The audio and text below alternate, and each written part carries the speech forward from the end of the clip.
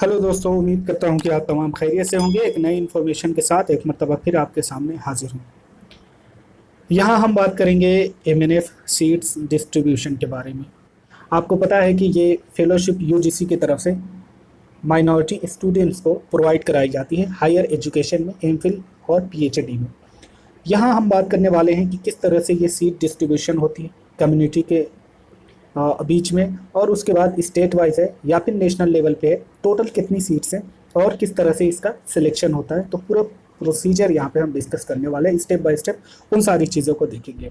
तो आइए शुरुआत करते हैं। यहाँ पे सबसे पहला जो पॉइंट है कि कितनी माइनॉरिटी कम्युनिटीज़ हैं जिन्हें ये फेलोशिप दी जाती है। तो सबसे पहले आता है Buddhist, Christian, Jain, Muslim, Sikh and ज़ोरास्ट्रियन।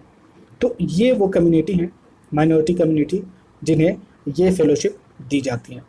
जैसा कि मैंने ऊपर बताया आपको कि ये फेलोशिप उन स्टूडेंट को दी जाती है जो हायर एजुकेशन में अपनी पढ़ाई को जारी रखते हैं, एमए के बाद एमफिल या फिर आप पीएचडी कर रहे हैं। ये फेलोशिप उस वक्त मिलती है जैसे कि बहुत सारी जो और फेलोशिप है वो जेआरएफ है, यूजीसी के थ्रू डायरेक्ट सिलेक्शन होता है। हर साल साल में 2 बार उसके एग्ज़ाम होते हैं और उस एग्ज़ाम में सिलेक्ट होने के बाद जेआरएफ जूनियर रिसर्च फेलोशिप मिलती है। तो इसमें जिन लोगों को फेलोशिप मिल जाती है वो एक अलग सेक्शन है। इसमें भी किसी को भी मिल जाती है, कोई भी है। आप अगर इसके लिए जेआरएफ के लिए क्वालिफाई हो रहे हैं तो आप भी इस फेलोशिप को आसानी से ले सकते हैं।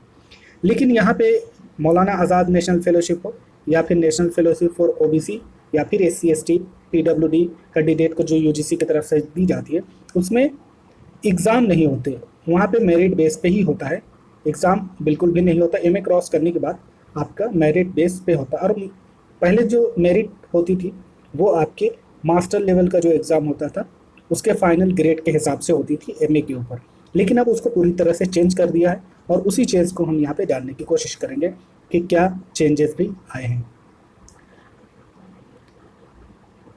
तो ये बता दूं कि चेंजेस इसमें ये आए हैं कि अब जो आपका सिलेक्शन होगा वो होगा नेट के बेस पे। नेट में जो आपकी मेरिट बनेगी उस बेस पे आपका सिलेक्शन इस तरह की फेलोशिप में होता है जो यूजीसी की तरफ से दी जाती है। तो एक चीज़ तो ख़त्म हो गया कि आपका एमए के बेस पे होता है, वो बिल्कुल ख़त्म हो गया। और उसकी वजह से ये हुआ कि बहुत सारे स्टूडेंट अब उस लिस्ट में नहीं आ पाएंगे, क्योंकि जिनका नेट होगा वही इसके लिए सबसे पहली जो एलिजिबिलिटी क्राइटेरिया है वो नेट है। अगर आपके पास नेट है तो ही आप इसके लिए अप्लाई कर पाएंगे। तो आपके पास नेट होना बहुत ज़रूरी है। इसके बाद टोटल सीट के बारे में बात कर लेते हैं कि टोटल सीट्स कितनी है और इसका डिस्ट्रीब्यूशन किस तरह से होगा। तो टोटल सीट जो है अभी जो नई गाइडलाइंस के हिसाब से 1000 सीट्स हैं, उनमें से 750 जो सीट्स है वो है यूजीसी नेट के ज़रिए जो एग्ज़ाम देते हैं, यानी कि ह्यूमैनिटीज़ एंड सोशल साइंस के जो स्टूडेंट हैं वो यूजीसी नेट के ज़रिए जो एग्ज़ाम देते हैं और नेट क्वालिफाई करने के बाद ही उनका सिलेक्शन होता है। तो ये 750 सीट उनके लिए है और ये 250 सीट जो है ये उन स्टूडेंट के लिए, उन माइनॉरिटी स्टूडेंट के लिए जो CSIR के ज़रिए नेट क्वालिफाई करते हैं। ये बात याद रखिए कि अगर आप यूजीसी नेट दे रहे हैं या फिर CSIR नेट दे रहे हैं और इसमें आपका सिलेक्शन जेआरएफ में हो जाता है तो फिर आप इस फेलोशिप के लिए एलिजिबल नहीं है। ये उन लोगों के लिए जिनका जेआरएफ नहीं हुआ, जेआरएफ के बाद जो लोग रह गए उनके लिए। पहले ये होता था कि एमए के बेस पे जिन नेट हो या ना हो सब अप्लाई करते थे। अब नेट को पूरी तरह से इसके लिए कंपलसरी कर दिया है। पहले ये था कि आपका नेट होना चाहिए कभी भी, लेकिन अब जो है नेट के लिए आपका जो करंट सेशन है उसमें नेट हुआ है, उसी बेस पे सिलेक्शन होना है। क्योंकि अभी जो नया फॉर्म आया है उसमें सिर्फ जून 2019 को ही फॉर्म फिल करने का मौका दिया है और उसमें 2019 के जो दिसंबर के जो स्टूडेंट थे उन्हें भी काउंट किया है। लेकिन उससे पहले वाले स्टूडेंट का यहाँ पे कोई नामो निशान नहीं है। इस पर यूजीसी ने कोई नोटिस भी नहीं लाया है कि 2018 से जो पहले जिनका नेट है क्या वो अप्लाई कर पाएंगे या नहीं। लेकिन पहले ऐसा था कि वो इसे अप्लाई कर पा रहे थे, चाहे उनका 11 में हो, 15 में हो, 16 में, अगर उनके पास कोई फेलोशिप नहीं है तो वो अप्लाई कर सकते हैं। लेकिन अभी इस तरह का कोई नोटिस नहीं आया और न्यू नोटिस जो आया वो सिर्फ जून 2019 के लिए आया है कि वो लोग अप्लाई कर सकते हैं। तो ये सीट डिस्ट्रीब्यूशन हो गया। और भी डिटेल उसके बारे में थोड़ा बता दें। और ये जो 1000 जो सीट्स हैं ये 500 करके साल में 2 बार, जिस तरह से नेट होता है आपका 2 बार, उसी तरह से ये 2 बार इसको दिया जाएगा। ये अभी न्यू गाइडलाइंस के हिसाब से, और उसमें से 500 और 500 करके 6-6 महीने पे जिस तरह से इंश्योरेंस होते हैं उसी बेस पे इंश्योरेंस के वो जो एग्ज़ाम होते हैं नेट के उसी के बेस पे आपको दिया जाएगा। और इसमें फुल्ली आपका जो नेट में जो मेरिट बनेगी उसके हिसाब से ही आपका सिलेक्शन होगा। तो नेट में आपका रैंकिंग जो है वो अच्छी होनी चाहिए। अब अगला पॉइंट ये है कि इसमें से 1000 में से 30% सीट जो है वो वीमेंस के लिए पूरी तरह से रिजर्व है। बची 70% जो सीट्स हैं उसमें वो जनरल मतलब किसी के लिए भी उसमें भी वीमेन आती हैं। ये 30 सीट तो इनके लिए फिक्स ही है, लेकिन अगर मेरिट में आ रही हैं तो इन 70% में भी उन्हें शामिल किया जाएगा। तो ये एक प्लस पॉइंट है उन लोगों के लिए। इसमें आगे और है कि अगर ये 30% जो रिज़र्व की गई है, ये अगर फीमेल इतना मेरिट लिस्ट उनके नहीं आती है, इसमें रिज़र्व वो अपनी सीट नहीं कर पाती हैं, तो ये सेम माइनॉरिटी कम्युनिटी हैं जैसे कि सिख हैं या फिर मुस्लिम हैं या जो भी हैं, उनमें से अगर उस सेक्शन की वीमेन इसमें नहीं आ पा रही हैं 30% में, तो वो मेल कैंडिडेट के लिए वो सीट चली जाएगी और उसी कम्युनिटी के मेल कैंडिडेट को वो सीट मिल जाएगी, यानी उनका सिलेक्शन हो जाएगा। अगला पॉइंट है reservation for differently abled as per UGC norm and in a horizontal manner, यानी कि जिस तरह से यूजीसी का जो नॉर्म है, जिस तरह से उन्हें दूसरे एजुकेशनल पोस्ट के लिए या फिर दूसरे एजुकेशनल इंस्टीट्यूशन में एडमिशन हो या इंट्रेंस हो, जिस तरह के उन्हें ऑप्शन दिए जाते हैं, उसी हिसाब से यहाँ पे उन्हें रिजर्वेशन दिया जाएगा। ये यूजीसी का अपना नॉर्म है।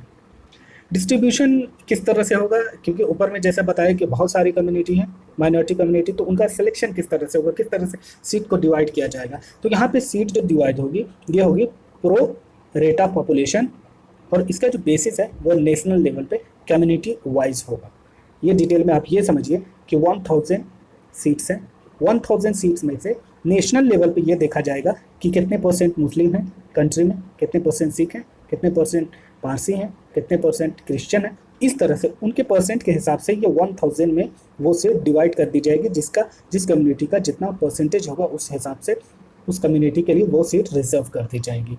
इसमें एक चीज़ ये बता दूं कि पहले ये था कि स्टेट वाइज भी सीट दी जाती थी, कि फर्स्ट पहले आपको नेशनल लेवल पे पहले क्लियर कर लिया गया कि किस माइनॉरिटी का कितना % है, वो हो गया, और उस % में से मान लिया कि मुस्लिम का कुछ % आया, उस % में से अब स्टेट वाइज हर स्टेट में कितने मुस्लिम हैं, तो उस हिसाब से हर स्टेट को फिर इस % में से डिवाइड कर दिया जाता था। लेकिन अब उस जो स्टेट वाइज है उसे पूरी तरह से ख़त्म कर दिया है, सिर्फ एक ही ऑप्शन है, वो है नेशनल लेवल पे होगा। यानी कि जिस तरह से, क्योंकि अब जो बेसिस है वो नेट है, नेट के बेस पे ही आपका सिलेक्शन होना है, उसी की मेरिट के हिसाब से। पहले था एमए के बेस पे आपका सिलेक्शन होता था फाइनल, और उसमें आपको स्टेट वाइज भी कंसीडर किया जाता था। लेकिन इस बार सिर्फ एक ही लाइन ये दी हुई है कि प्रो रेट ऑफ पॉपुलेशन के हिसाब से नेशनल लेवल पे ही कम्युनिटी वाइज सीट जो है वो डिस्ट्रीब्यूशन उसका होना है। तो इस तरह से ये जो फेलोशिप जो अभी गवर्नमेंट दे रही है, मौलाना आज़ाद नेशनल फेलोशिप हो या फिर ओबीसी फेलोशिप हो, SC ST के लिए हो या फिर PWD स्टूडेंट के लिए, और भी दूसरी जो फेलोशिप है वो अब धीरे धीरे वो पूरी तरह से बहुत टफ होती जा रही है। क्योंकि पहले जो एरिया था, जो स्टूडेंट का जो रेंज था फॉर्म भरने का वो ज़्यादा था, लेकिन अब पूरी तरह से कहा जाए उसको कुछ एरिया कम कर दिया गया है। जैसे कि नेट के बाउंडेशन लगा दी गई है, पहले तो नेट की बाउंडेशन लगाई गई, इससे बहुत सारे स्टूडेंट बाहर हो गए।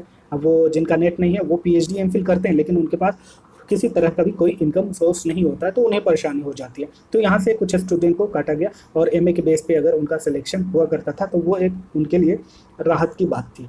नेट होने के बाद पहले ये था कि आपका कभी भी नेट हुआ हो तो आप इसके लिए अप्लाई कर सकते हैं, लेकिन अभी जो नया रूल आया है इसमें फॉर्म अप्लाई करने के लिए ही नहीं दिया जा रहा है। जैसे OBC का हुआ और दूसरे, तो उसमें फॉर्म के लिए ऑप्शन ही नहीं आया। अभी जो MNF के लिए आया है फॉर्म, तो उसमें भी ज़्यादा डिटेल आप नहीं भर सकते। पहले ये था कि आपको अपनी माइनॉरिटी सर्टिफिकेट, इनकम, उसके बाद अपने स्टेट का, उसके बाद और भी जो आपकी डिटेल है कि PhD या MPhil की जो डिटेल्स है सुपरवाइज़र की, या फिर आपने कौन सा टॉपिक लिया है, ये सारी जो डिटेल है वो अभी फ़िलहाल नहीं ली गई।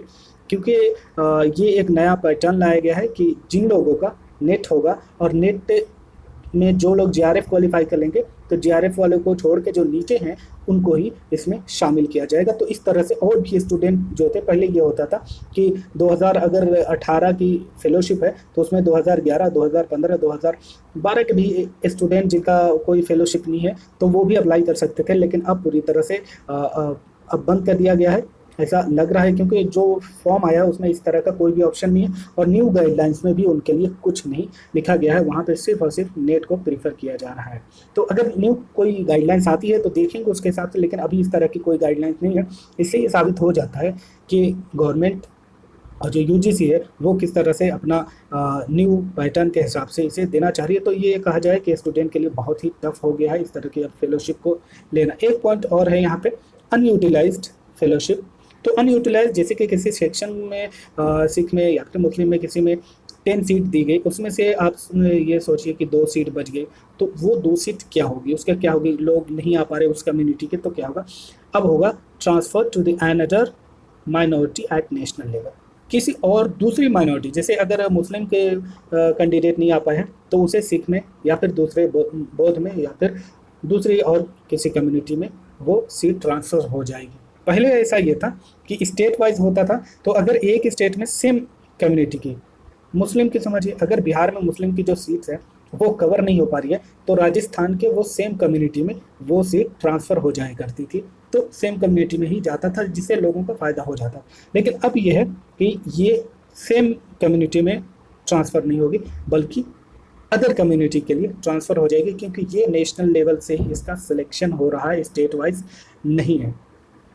तो ये सारी चीज़ें थी, किस तरह से सीट का जो डिस्ट्रीब्यूशन है एमएनएफ का वो मैंने आपके सामने यहाँ पे रखने की कोशिश की है। अगर इसमें आपको कुछ और समझना हो जो मैं नहीं समझा पाया या आपके पास कोई क्वेश्चन हो तो आप कमेंट बॉक्स में कर सकते हैं। मिलते हैं नए वीडियो में नए इन्फॉर्मेशन के साथ, तब तक के लिए आप अपना ख्याल रखें।